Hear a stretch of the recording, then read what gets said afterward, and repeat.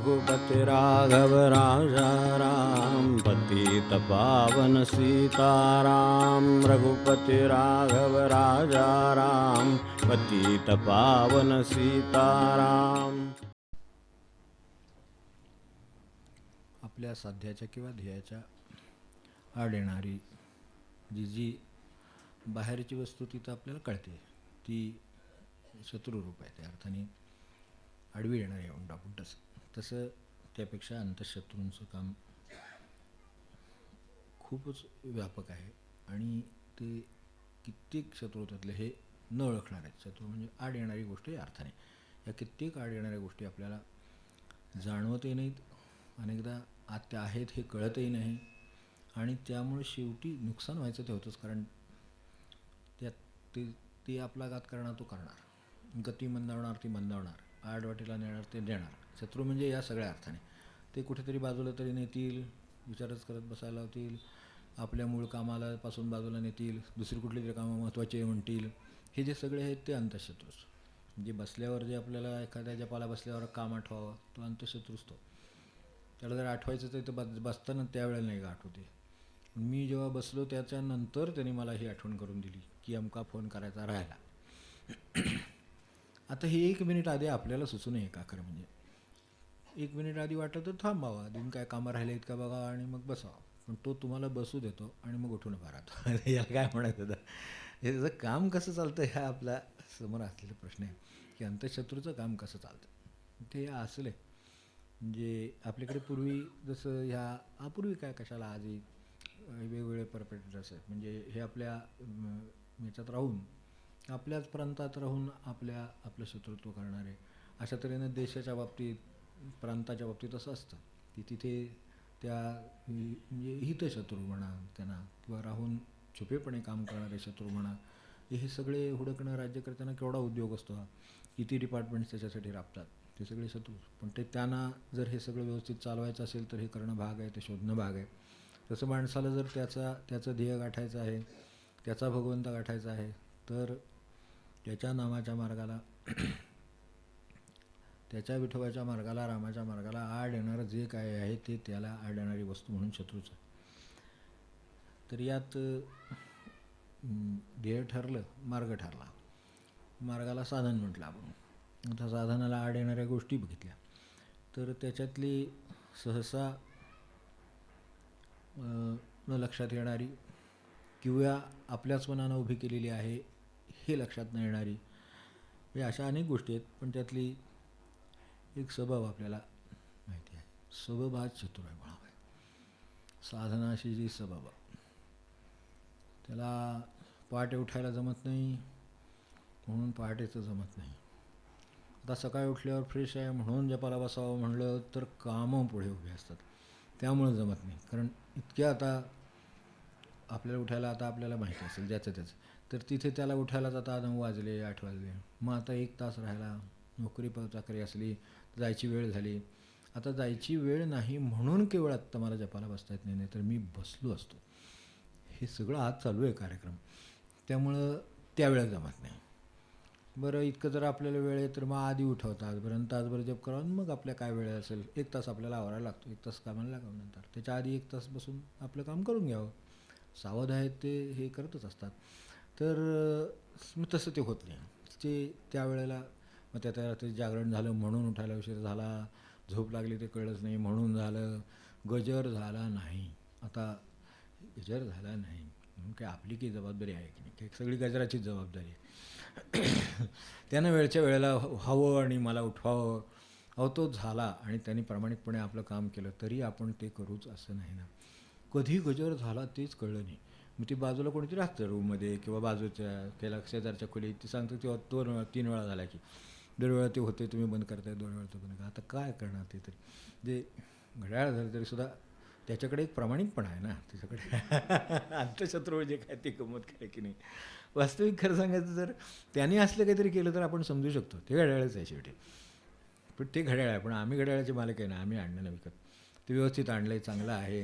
काय आता मोबाईल असते त्याच्यावर गजर लावला आहे, काय ते सगळं केलेलं आहे. तरीसुद्धा ते बंद करण्याकडे किंवा ऐकूच आलं नाही. काय झालं ऐकू आलं नाही. ते शेजारच्या खोलीतल्या माणसाला ऐकू येते गजर झालं इकडे, यांचं आता उठून हे बाहेर येणार वगैरे आणि आता ते उठून पाला बसणार वगैरे काय. म्हणजे ह्यामुळे उगाचच ते जागे राहतात शेजार वेळेला. आता धडधडधड सुरू होईल वगैरे, काही सुरूच होत नाही.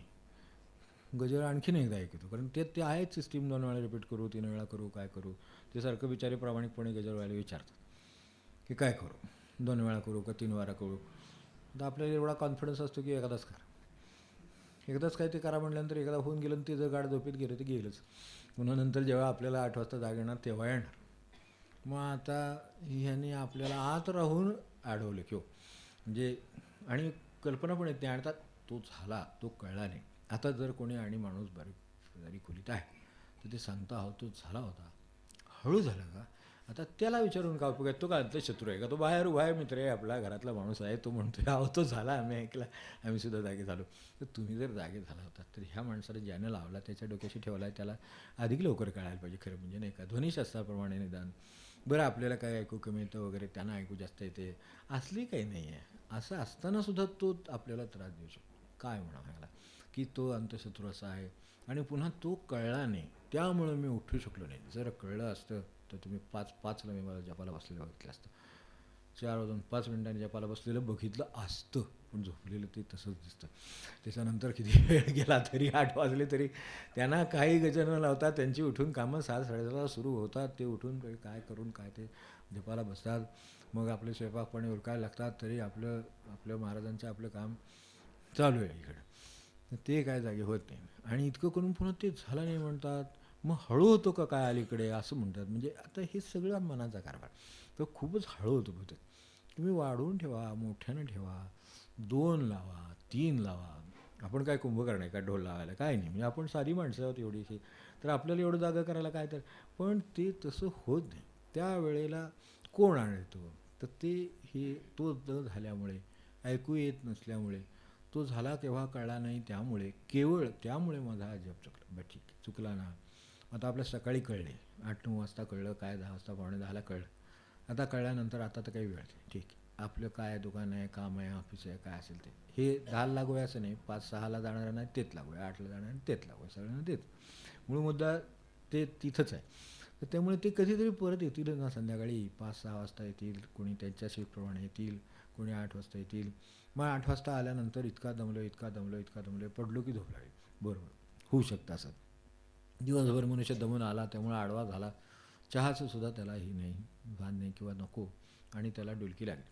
पण डुलकी लागली ती काय एकदम सकाळी 8 वाजता जागा होणार आहे का, ती डुलकीच अशी होती. एक अर्ध्या तासात मनुष्य परत फ्रेश होता. आता त्यावेळेला फ्रेश झालं की मग कामं असतात त्याचं.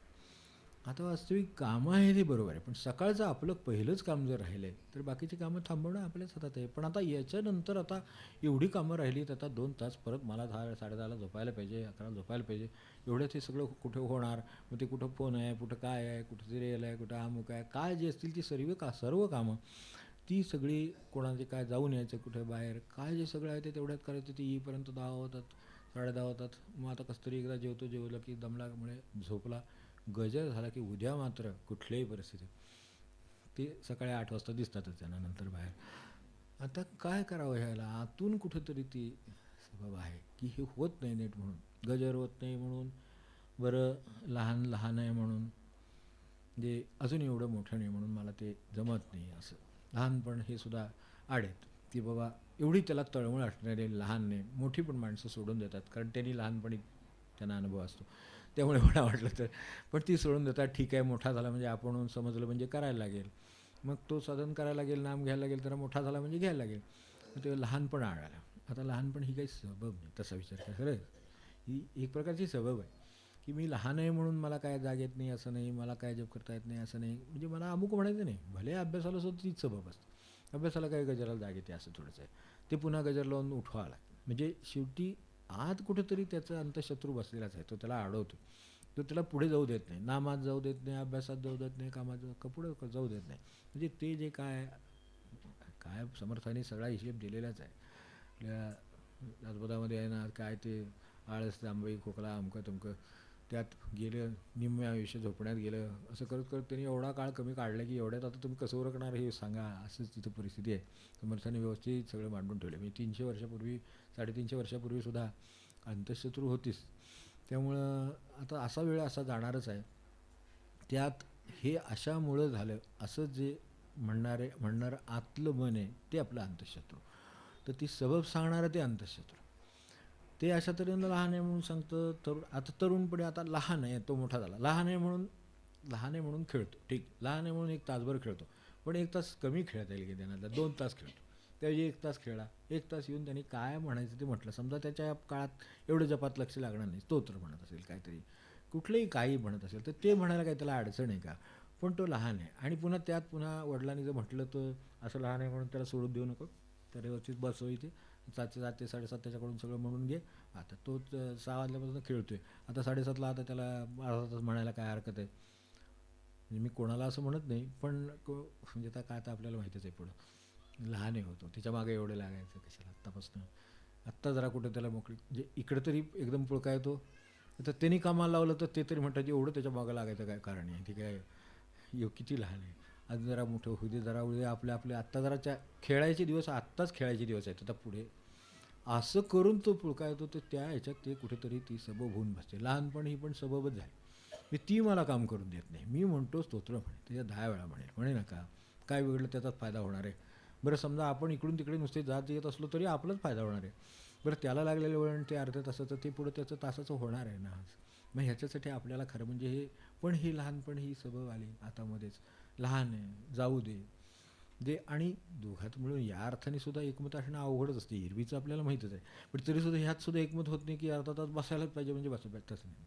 लहान जाऊ दे, म्हणजे हे करून अशा बाजूने सबब होऊन असं नुकसान झालं. म्हणजे लहानपणाने माझं नुकसान केलं. बरं आता मोठा झाल्यानंतर आता बाहेर जाऊन तो त्या नेटवर सगळ्या जगाशी संपर्कात आहे, एवढं त्याला कळायला लागलं. तरीसुद्धा तो तरुण झाला म्हणून तो आता मोठा झाल्याबरोबर लगेच 15 मिनटं, मग दुसऱ्या दिवशी अर्धा तास, मग दुसऱ्या दिवशी 1 तास, मग 1 तास, असं मोठा वयाबरोबर झाल्यावर तो जपायला का बसला आहे. तो पुन्हा मोठा झाला त्यामुळे त्याचे व्याप वाढले ना परत. म्हणजे नुसतं काही शाळा कॉलेज असत नाही अलीकडे ना. म्हणजे पूर्वी गेलं की आपलं शाळेत जायचं, दप्तर पाठीवर मारायचं आणि जायचं, काय पट्या खायच्या, 2 अभ्यास नाही केला तर रागवत असत. आणि घरी आल्याबद्दल त्याबद्दल कोणीही म्हणत नसे, किती खाल्ल्यास 2 पट्ट्या, अजून 2 इथं खाता आणि अभ्यास कर. हे इतकं म्हणजे हे आता चांगलं म्हणायचं म्हणजे इथे आता जाहीर अवघडच आहे म्हणजे, पण तरीसुद्धा ते चांगलंच होतं. मग त्यामुळे आपलं पाठीवर दप्तर मारायचं, जायचं, ते अभ्यास करायचा, परत यायचं, इतकं सरळ. बरं तसेही आजही आता कायद्यानंसुद्धा तुम्ही 100 मीटरमध्ये शाळा पाहिजे, अमक्यात पाहिजे, तमक्यात पाहिजे, म्हणजे जवळच. तसा विचार केला तर एक चालतसुद्धा 15 मिनटात मनुष्य शाळेत पोचेल अशी परिस्थिती आहे. काही ठिकाणी असेल, कुठे अर्धा तास चालायला लागत असेल, पण चालण्यापासून मुलांनी एवढं चालत जायचं अर्धा तास, म्हणजे किती हे त्याच्यावर अन्याय होतो असं वाटतं. म्हणजे तिथे पण परत अस्वस्थता येते. अर्धा तास पोरगं चालते हो बिचारं, मुलगी चालते हो बिचारे, आज चालू दे की अर्धा तास, पुढे जरा फिट राहील, अजून 2 वर्ष चांगली मिळतील आयुष्यात. पुन्हा गुडघे दुखणार, मग ते सगळं त्रास होणार आत्तापासून, मग त्याच्यापेक्षा जाऊच चालत काय बिघडते. पण तसं नको, तिथे पण ते आडतं. जे त्या साध्या व्यायामाला ह्याला आडतं ते तिकडे आडतं. बरं जवळ शाळा आहे, एखाद्याची लांब शाळा, ठीक, तासभर शाळेत चालत जायला तासभर लागतो, आपल्याला तर लागत होता बाबा. मग अशा तऱ्हेनं पण तास चालायला लागायचं त्यावेळेला शाळा. म्हणजे कारण आपल्याला जुन्या पिढीतल्या मंडळींना माहिती असेल 1 तास, पाऊण तास, अर्धा तास चालत गेल्याशिवाय शाळेचं दर्शन नाही. कारण शाळा एक सगळ्या ठिकाणाहून येणारी मुलं तिथं सगळ्यात मिळून त्या पंचक्रोशीत शाळा, तर त्यामुळं अशा ठिकाणी लागत होता वेळ. आणि त्यांनी काही नुकसान झालं असं नाही. म्हणजे त्यामुळं उलटं चांगल्या हवेत व्यवस्थित, म्हणजे जे एरवी आपल्याला आता म्हणजे झाडं लावून निर्माण करावं लागतं, ते झोत सोडावे लागतात, प्रकाश बनावं लागतं, अमकं ते काय नाही, सगळं सूर्यप्रकाशात छान फिरणं होतं. आणि तिथे पुन्हा ते फ्रेशनेस राहतो. दिवसभर काय होतं आहे त्याचं हिशेब मिळतोच. आणि तिथं नाही दिला तर संध्याकाळी घरी द्यावं लागत, असं ते छान होतं. ते झालं की सगळं अभ्यास काय झाला काय नाही. आता त्याला अभ्यासाचं तर मागं पडलेला दिसतोय, तू विचारतेस का मी विचारतो, मी विचारू का तू विचारतेस, त्यांना आधी तिकडंच घाबरलं ते काय करायचं. पुन्हा फटकन अंगावर आलं म्हणजे काय करायचं मुलगा, कारण आता तो मोठा झाला ना, त्यामुळे आता त्याला विचारता येत नाही. लहान मुलाला कान धरून सुद्धा विचारता येतं. आता कान धरून सुद्धा लहान मुलाला कोणी विचारत नाही, पण तरीसुद्धा विचारते. तर आता मोठा झाल्यानंतर आता कसं विचारायचं. बरं जप केला का नाही कसं विचारायचं, आपलं स्तोत्र म्हणून झालं का नाही कसं विचारायचं. कारण आता मोठ्या झालेल्या विचारायचं म्हणजे तो अंगावर येतो, तो म्हणतो इथं अभ्यास पडला आणि तुम्ही स्तोत्र सांग. आता हे काय झालं, तरुणपणा सबब आहेच आपल्याकडं. तरुण आहे म्हणून सवय, आधी लहान होता म्हणून सबब आहे. मोठा झाल्यानंतर काय आपोआप काय मनुष्य साधनाला लागतो असं आहे थोडंसं. बरं असं काही घेऊन आलो आहे आपण की 12 वर्ष झाले की गुरुच्या शोधाशिवाय, म्हणजे तसलं काय नाही. आपल्याला काय ते माहिती आहे त्यातलं. मग आता राहत नाही वेळ. बरं मोठेपणी मी सांगितलं तसं शाळेसारखं हे असं आहे, शाळा आहे, कॉलेज आहे, जायला अर्धा तास लागतो. आणि अगदी आता गाडीवरनं सुद्धा 15-15 मिनटं 20-20 मिनटं लागतात. पण तरीसुद्धा 15-20 मिनटं लागून ते खरं म्हणजे कॉलेज येतं किंवा काय ते शाळा येते. पण तेवढाच वेळ लागत नाही हो जायला आणि यायला. अलीकडे त्याला अर्ध्या तासाच्या जागी 1 तास लागतो. ट्रॅफिक खूप असतं. म्हणजे काय होतं ट्रॅफिक खूप असतं. अनेक वेळेला बाहेर काहीतरी ॲक्सिडेंट होतो, त्यामुळे वेळ होतो. मग लांबून यावं लागतं. म्हणजे लांबून कुणाकडून यावं लागतं हे आपल्याला माहिती आहे, पण लांबून यावं लागतं. अनेक वेळेला वाटेत थांबावं लागतं. झाडाखाली असतात, कुठं असतात. काय असतं ते काय शेवटी आता उन्हाला थांबण्यापेक्षा झाडाखाली थांबणं चांगलंच की केव्हा म्हणजे काय सबब मनुष्य करेल आणि साधन टाळेल सांगता येत नाही. हाच जर त्या वेळेत जर ठरलेल्या रूटनं आला असता ते काय कशाला त्याला अर्धा तासात जेब झाला असतं की इकडे आल्याबरोबर होय की नाही. पण ते सरळ म्हणजे असं सरळ रूटच नाही तो. अलीकडे वनवे वगैरे झाले त्यामुळे वेळ लागतो. काय करता आपण तरी मग त्यांना ते बरं त्यांनी केलेले वनवे ह्यांनी केलेले वनवे किती परत ते वनवे म्हणजे वे सुद्धा वन राहिले नाही ते ते सगळं करता करता पोचायला आता अर्धा तास तासाच्या जागी त्याला तास दीड तास लागतो आणि ट्रॅफिकमध्ये वेळ जातो. मग आल्यानंतर दमाल झालेलं असतं आणि तसं दाखवावंच लागतं. तर त्यामुळे दमाल झाल्यानंतर मग ते म्हणतात जाऊ देत आता तुझं काय राहिलं असेल ते होमवर्क काय असेल ते अभ्यास कर आणि आपलं जेव आल्याबरोबर आधी त्याच्या आधी सगळं काय ते गरम तयार करा अमकं करा तमकं करा. ते करून वेळ झालेला असतो वाट बघत असतात. ते काही येत नाही. आल्यानंतर आता पुन्हा सगळं गरम करा त्याचे आपल्या माऊली धडपडतात. मग ते सगळं झालं की आता ते एवढं झाल्यानंतर एवढा दिवसभर अभ्यासात किती माणसाला कष्ट एकाग्रता तिथं किती कष्ट पडलेले असतात. त्यात पुन्हा येण्या जाण्याचे इकडून तिकडून ते कष्ट सगळे हे सगळं धरता एकूण शेवटी मग तो दमलं आणि नंतर दमल्यानंतर जर माणसानं खाल्लं तर त्याला डुलकी आल्याशिवाय कशी राहील मला सांगा. किंवा त्याला निदान असं तरी वाटेल की दिवसभर आपण एवढा अभ्यास केला दिवसभर एवढं राबलो आता जरा काहीतरी माणसाला थोडं मनोरंजन म्हणून तरी काहीतरी पाहिजे की नाही. म्हणतो होय बाबा बरे ते झाल्यानंतर मग अभ्यास करणं निदान ह्यात कुठं आपला देवाचा काय संबंध नाही. ज्यानी सकाळ घडता मज जागविले वगैरे ते आपण आपल्याशीच म्हणायचं. आपल्याला ना आत्ता तरी कळलं म्हणून आपण तरी म्हणतो चाल. पण ते त्याला नाही ते लक्षात येत. म्हणजे ते मोठेपणामध्ये म्हणजे लहानपणावर अवलंबून नाही तरुणपणावर अवलंबून नाही. गरीब म्हणतो मला गरिबी पुढं इतकं काम करावं लागतं हे सगळं रोजच्या रोज सगळं रोजचे तोंड मिळवणे तरी माणसाचे तेवढं तरी निदान पोटापुरतं तरी मग कमवलं पाहिजे. मग तो 8 तास राबतो कोण 10 तास राबतो. राबण्याबद्दल नाही गरिबीबद्दल नाही आपल्याला सगळ्याला आधार आहे. पण ह्याचा अर्थ त्याला नाम घेता येत नाही असं नसतं. त्याला काही तिथे समजा अगदी कुदळ खाण्याचं काम करतो समजा काय कुठलंही काम गवंडी काम करा तुम्ही काय करा. पण गवंडी काम करताना गावच्या गप्पा मारल्या पाहिजेत असं काही कुठं त्या कायद्यात आहे का. पण तसं नाही त्यावेळेला सुद्धा आता वास्तविक ती वेळ तशी मोकळी झाली. हे आणून द्या ते आणून द्या आपल्याकडे आपले हे कामाला आता गवंडी येतात सुतार येतात मंडळी येतात ही सगळी जी मंडळी कामगार मंडळी येतात तर हे आलेले आपापलं काम त्यातलं मूळ मनुष्य करत असतो. तो फक्त ते पाटी दे ते हे दे ते चालू असतं त्यांचं. मग तेवढं देताना आपल्याला कुठं काय काम असतं तसं विचार केला तर. आणि अशात काम करणारे लोक आहेत. आपण प्रल्हाद महाराजांचं चरित्र वगैरे वाचलं असेल त्याच्यामध्ये आहे. गवंडी काम करता करता सुद्धा दगडसुद्धा उचलून देताना राम दगडसुद्धा उचलून देताना राम म्हणजे काम करता करता एवढा राम गोळा करता येतो हे आहे. पण ते ज्याला ते सबब सांगायचे नाही आहेत त्याला आहे. नसेल तर एवढा दगड उचलून देतोय मी तिकडे नेऊन तर एवढा घामी घुम होतोय त्यात कुठला राम त्यात नाही त्यातच राम आहे खरं. कारण एरवी राम म्हणायला त्या माणसाला वेळ नाही देता येणार कारण त्याच्या परिस्थितीनुसार त्याला राबावं लागणार आहे. मग असं जर आहे तर त्याला ती सबब आहे म्हणजे सबब नाही त्याच्याकडे त्या अर्थाने त्याला वेळ नाही हे बरोबर आहे. पण त्यात सबब कोणती आहे तर त्यात सबब माझं त्यात दगड त्याला मन गुंतायला लागत नाही. दगड त्याला हात गुंतायला लागतात शरीर गुंतायला लागतं.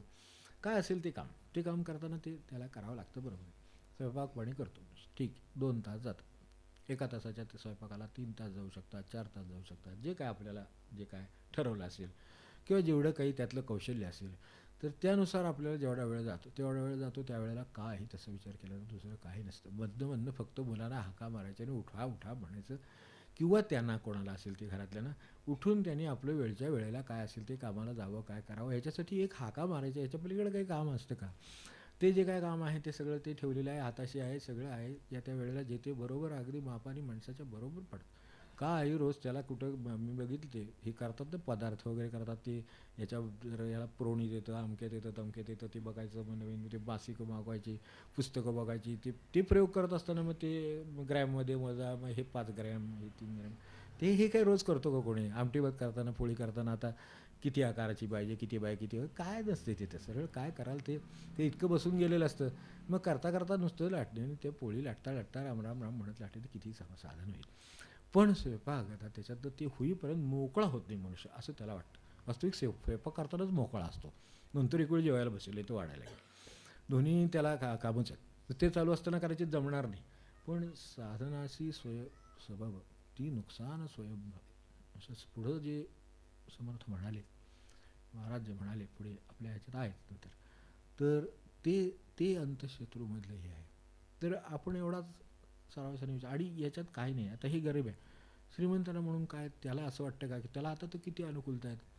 त्याने जायचं ठरवलं, बेल वाजवली की बाहेर शॉपर येणार, गाडी लावणार, तो त्यात बसणार, जाणार, काय अडचण आहे.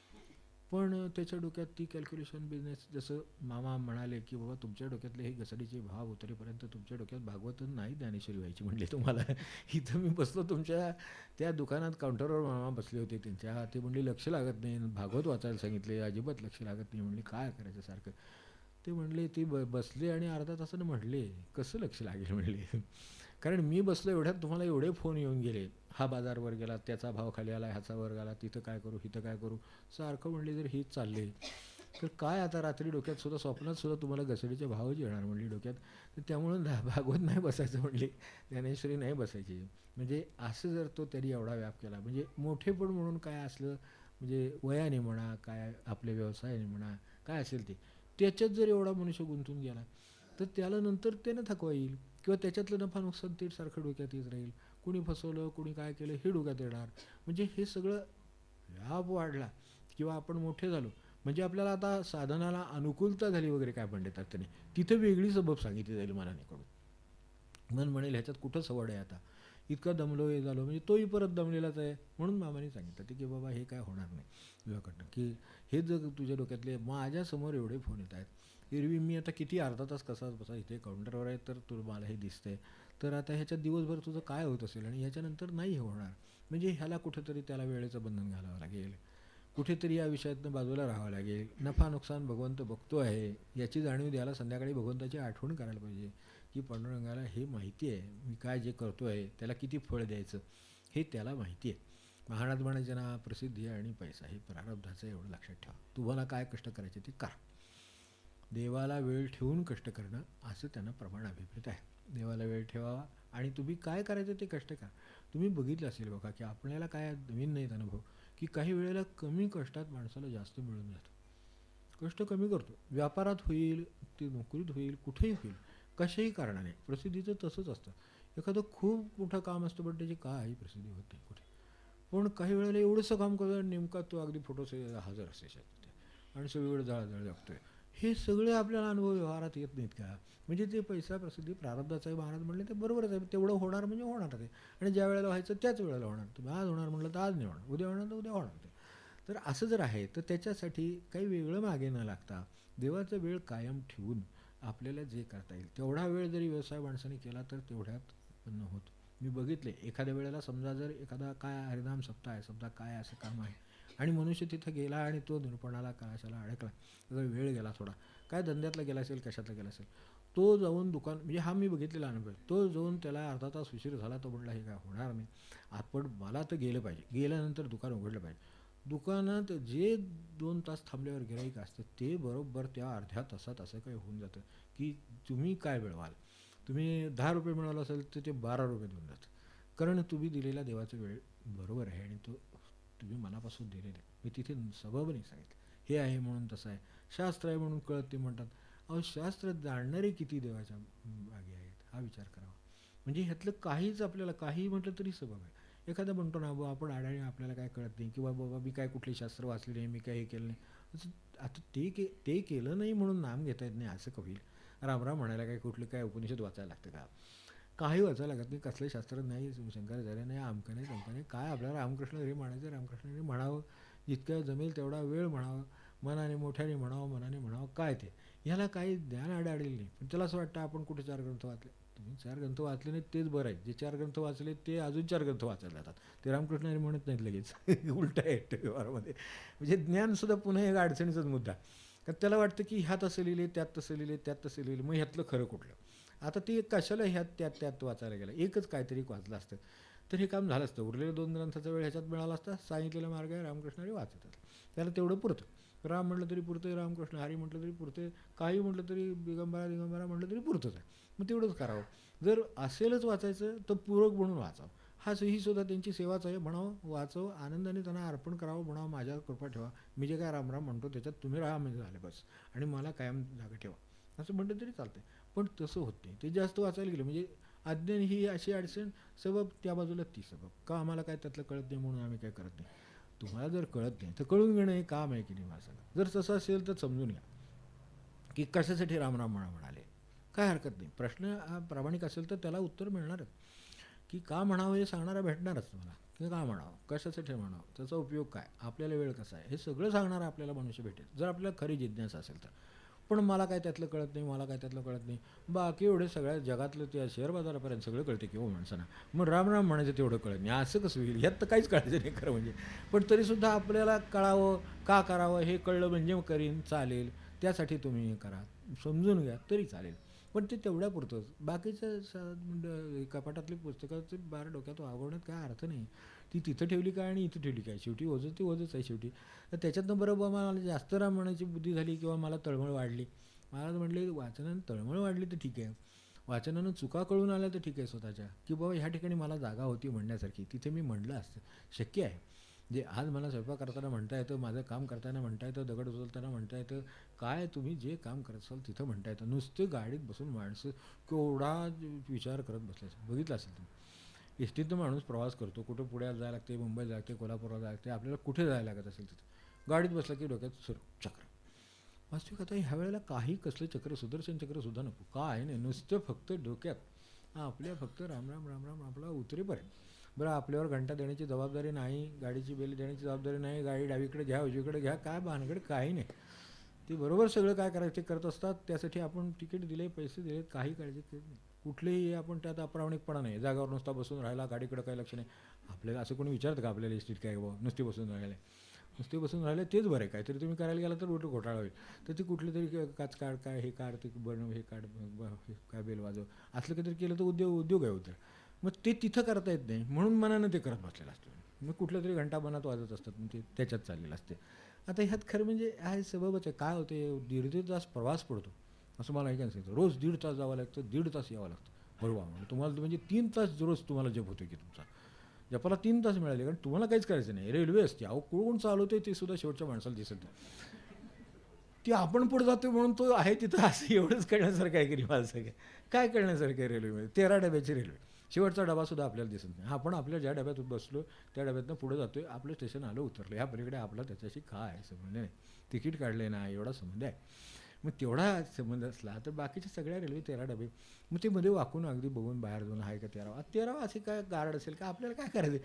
पण तिकडे गार्ड मागे आहे का नाही, गार्डाला डबा जोडला का नाही, तिकडे वाकून बघून तिकडे ते ड्रायव्हर ते काय करतोय, तिकडे झेंडा आलेला, आपल्याला काय करायचं. आपण पैसे दिले, आपल्याला जायचं आहे, आता वेळ मोकळा आहे. सबब म्हणायची म्हटली तर आहे. मग आता ते झेंड्याकडे लक्ष नाही काय, ह्याचं ह्याच्याकडे लक्ष नाही काय, ते सिग्नल बघतील, झेंडेवाले बघतील, ते चालवणारे बघतील, हे काय असेल ते होईल, ते बघतील. आपण गाडीत बसले, गाडी ठरलेल्या वेळेला नेणं त्यांचं काम आहे. फार सावकाश चालली, फार सावकाश चालली, वेळेत पोचणार का नाही, उगाच वेळेत पोचणार का नाही ही काळजी आपल्याला त्या नाही. खरं म्हणजे त्यांची ड्युटी, त्यांना रिपोर्टिंग टाईम असतो तिथे. त्यानं बरोबर तुम्ही बघा, लाँग रूटच्या रेल्वे असतात, पहिल्यांदा खूप वेळ जातो, जवळजवळच्या स्टेशनमध्ये हे असतात, स्टॉप असतात, पण नंतर ते 5-5 तास 3-3 तास त्या रेल्वेला स्टॉप नसतो.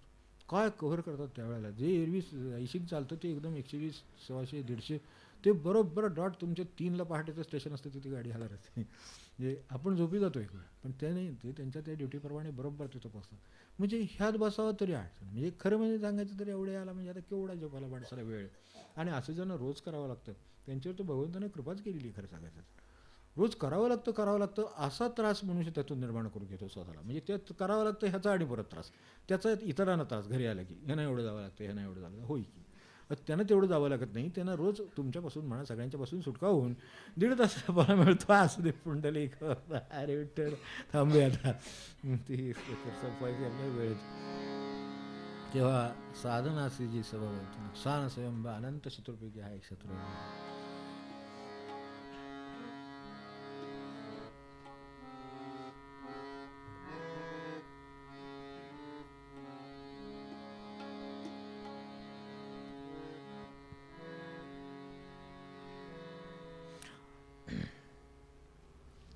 65 पद 68.